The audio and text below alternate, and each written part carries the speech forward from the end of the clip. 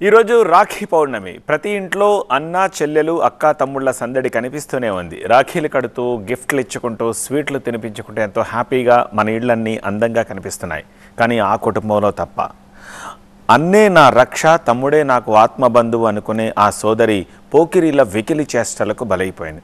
తాను చనిపోతూ అన్నా తమ్ముడికి రాఖీ కట్టడం, అది చూసిన కుటుంబ సభ్యులు వెక్కి వెక్కి ఏడవడం అందరినీ కలచివేస్తోంది.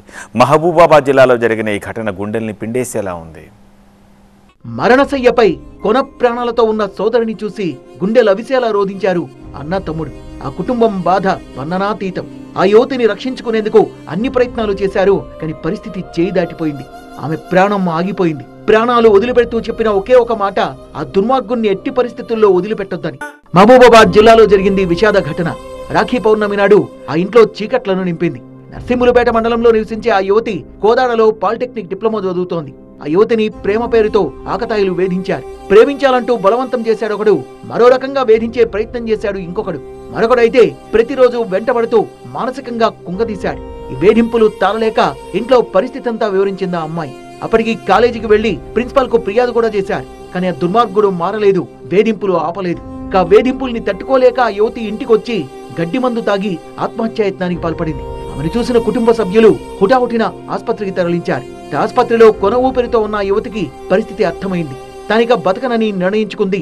2 రోజుల్లో రాఖీ పండగ. కానీ అప్పటి వరకు ప్రాణాలుంటాయో లేదో అన్న బాధతో తన సోదరులిద్దరికీ రాఖీలు కట్టాలని నిర్ణయించుకుంది. కొన ప్రాణాలతో కొట్టుమిట్టాడుతూనే శనివారం రాత్రే సోదరులకు రాఖీ కట్టింది.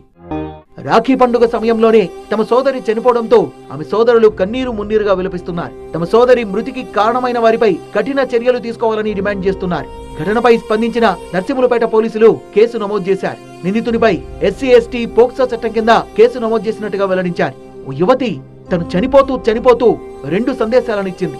ఒకటి కుటుంబ విలువలు, ఇంకొకటి సమాజంలో పేరుకున్న చీడను ఏరివేయాలన్న ఆకాంక్ష.